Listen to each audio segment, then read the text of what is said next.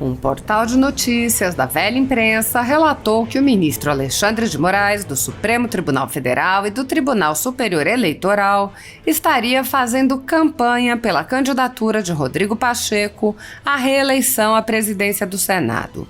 O jornalista Daniel César, da coluna Último Segundo, do portal IG, afirmou: o ministro do STF, presidente do TSE, vem entrando em contato com senadores eleitos, pedindo voto para Rodrigo Pacheco e intensificou suas manifestações privadas nas últimas horas. O jornalista declarou que um senador anônimo confirmou que recebeu um telefonema do ministro.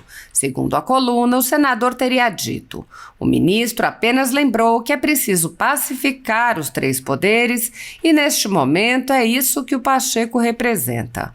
O jornalista prosseguiu afirmando: assim como esta ligação, outras foram feitas pelo ministro, que entrou no circuito ativo para garantir a reeleição de Pacheco. O jornalista acrescentou: essa mesma fonte, ouvida pela coluna, lembrou ainda que Moraes não é o único membro do STF em campanha por Pacheco. Tanto Gilmar Mendes quanto Ricardo Lewandowski também entraram em contato com políticos mais próximos, pedindo voto pelo atual presidente do Senado. Cidadãos e parlamentares reagiram à revelação, mostrando o escândalo de uma tal conduta por um ministro de Corte Superior. O deputado federal Carlos Jordi afirmou: a imprensa noticia que Moraes tem feito campanha para que senadores votem em Pacheco. Eis a razão por que Pacheco não pode ser reeleito. Ele ignora os crimes de Moraes. Jordi citou a Lei 1079 de 1950, a Lei do Impeachment. Artigo 39. São crimes de responsabilidade dos ministros do STF. 3. Exercer atividade político-partidária. O advogado Hugo Freitas publicou um print de notícia relatando a atuação de Moraes e comentou: diz ele que é pela democracia. O vereador Rodrigo Marcial disse: ah, que beleza! Ministros do STF fazendo campanha para a presidência do Senado? Que exemplo de imparcialidade! O papel do Supremo era defender a Constituição, não dobrá-la para sua própria agenda política. As ligações individuais para influenciar a votação do Senado é um bom e velho dedo para a separação dos poderes e para a confiança da população nas instituições democráticas. É fundamental que Moraes, Lewandowski e Gilmar sejam responsabilizados por mais essa interferência em outro poder. O remédio é o impeachment e o caminho para isso é o Pacheco perder a eleição. O deputado Gilberto Silva apontou: mais um indício que a nossa democracia não está funcionando. Ministros do STF interferindo na eleição da presidência do Senado Federal? O presidente do Instituto Mises, Hélio Beltrão, afirmou: inadmissível e abominável a mancomunação de ministros da Corte Suprema para controlar indiretamente outro poder. Esta simbiose é um ardil macabro para parasitar o hospedeiro que somos nós.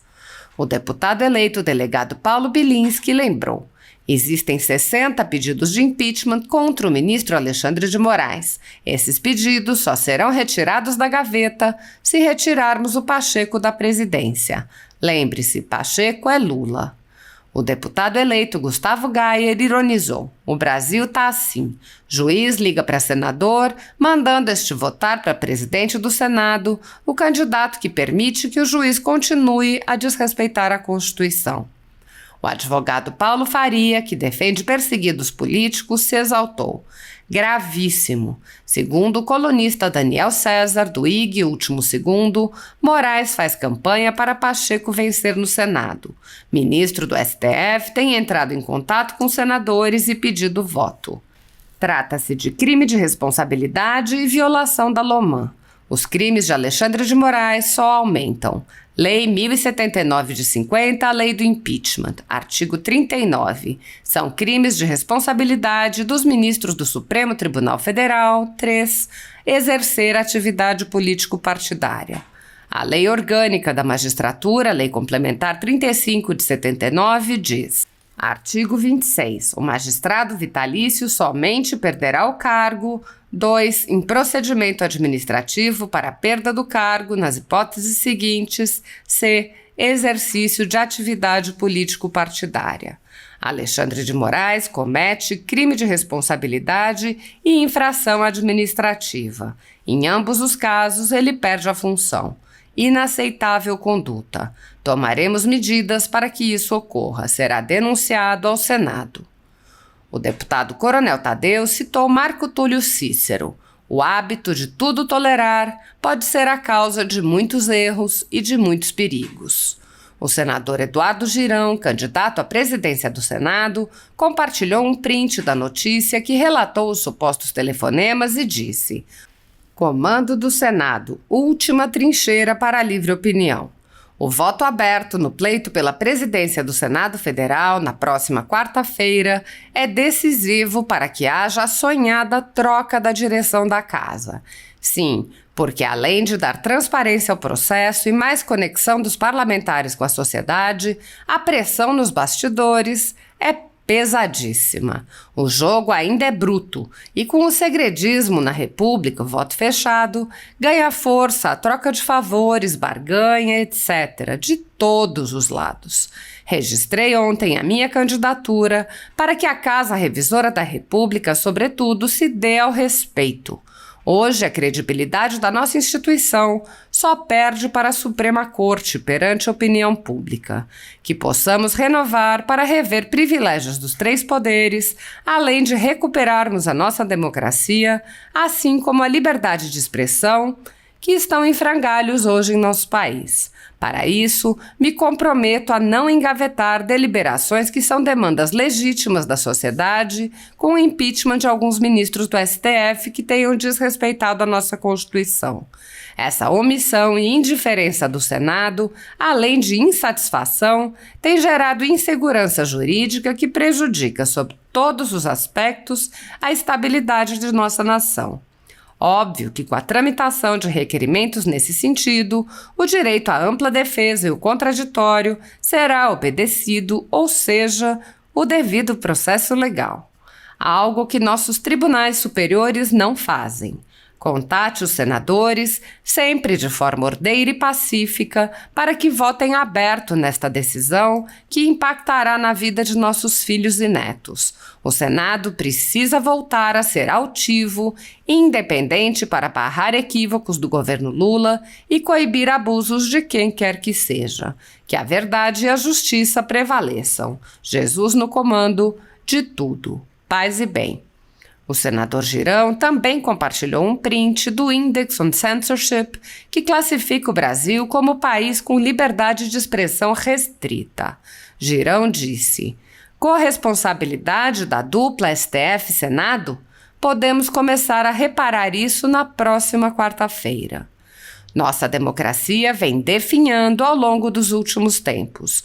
Hoje está em frangalhos e percebo pela primeira vez na minha vida os brasileiros cabisbaixos, tristes e com medo de falar devido a abusos de alguns ministros que desrespeitam a nossa Carta Magna, enquanto o Senado Federal, que tem a prerrogativa de fazer algo, prefere se omitir e assistir a esses desmandos de camarote.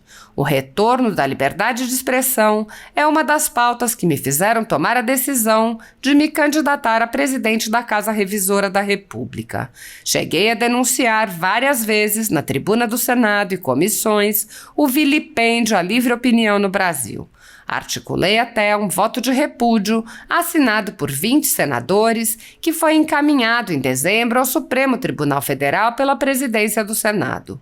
Desde o início do pleito, ainda em meados do ano passado, ministros do TSE, principalmente o ministro Alexandre de Moraes, vêm tomando decisões no sentido de censurar os meios de comunicação que tentam fazer um trabalho jornalístico imparcial como deve ser feito, ou seja, dando espaço a ambos os lados, respeitando, pois, o contraditório. Além da Jovem Pan e da Revista Oeste, vários jornalistas, empresários, artistas, religiosos e até mesmo parlamentares estão sofrendo com essas decisões injustificáveis de alguns magistrados da corte, tendo suas redes sociais suspensas, canais desmonetizados, contas bancárias bloqueadas e até passaportes retidos. Quando já se viu isso por aqui? Detalhe: todos de um mesmo lado, conservadores. O sistema tem reagido covardemente a quem pensa diferente dele e já vivemos, ao meu ver, uma ditadura, a da toga.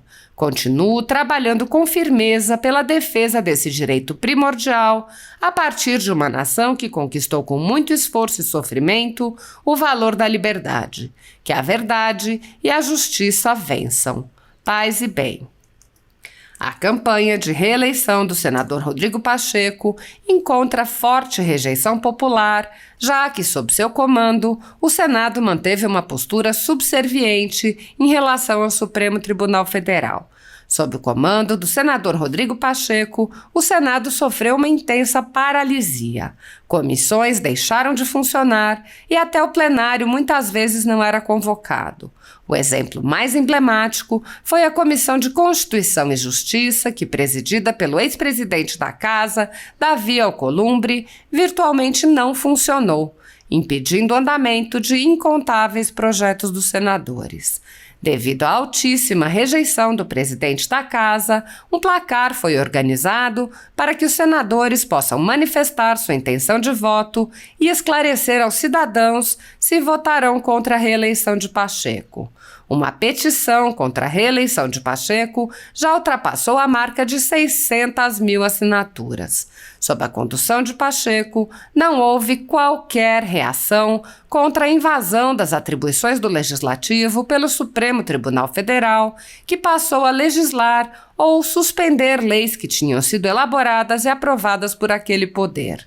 O presidente da Casa, que é também o presidente do Congresso, não agiu para proteger as prerrogativas dos parlamentares, que vêm sendo violadas em inquéritos secretos conduzidos nas cortes superiores.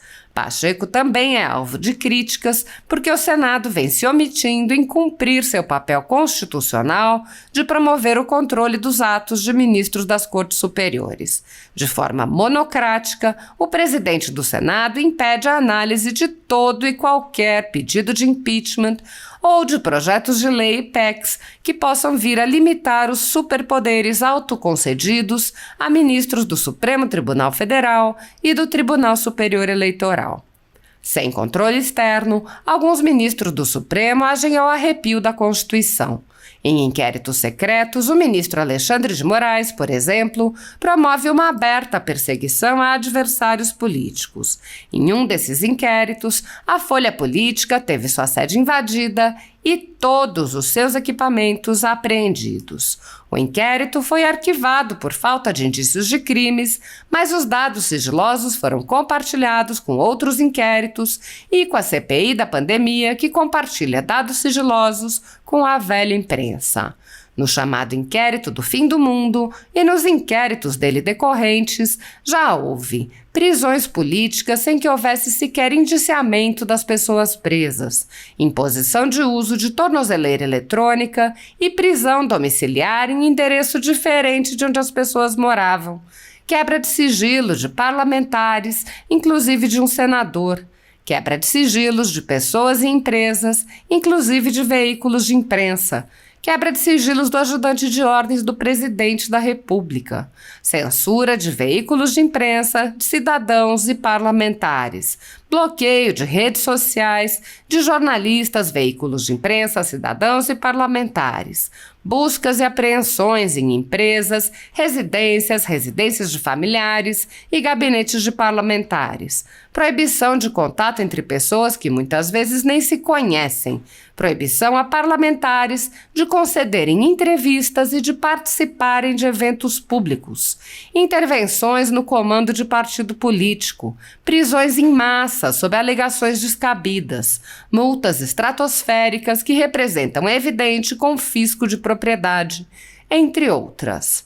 Sem justificativa jurídica, o ministro Luiz Felipe Salomão, ex-corregedor do Tribunal Superior Eleitoral, confiscou toda a renda da Folha Política e de outros sites e canais conservadores para impedir suas atividades. A decisão teve o aplauso e respaldo dos ministros Luiz Roberto Barroso, Alexandre de Moraes e Edson Fachin. Há mais de 18 meses, toda a nossa receita é retida sem justificativa jurídica. Se você apoia o trabalho da Folha Política e pode ajudar a impedir o fechamento do jornal, doe qualquer valor através do Pix, usando o QR Code que está visível na tela ou o código ajude@folhapolitica.org. Caso não utilize Pix, há a opção de transferência bancária para a conta da empresa Raposo Fernandes, disponível na descrição deste vídeo e no comentário fixado no topo. Há 10 anos, a Folha Política vem mostrando os fatos da política brasileira e dando voz a pessoas que o cartel midiático quer calar. Pix ajude@folhapolitica.org.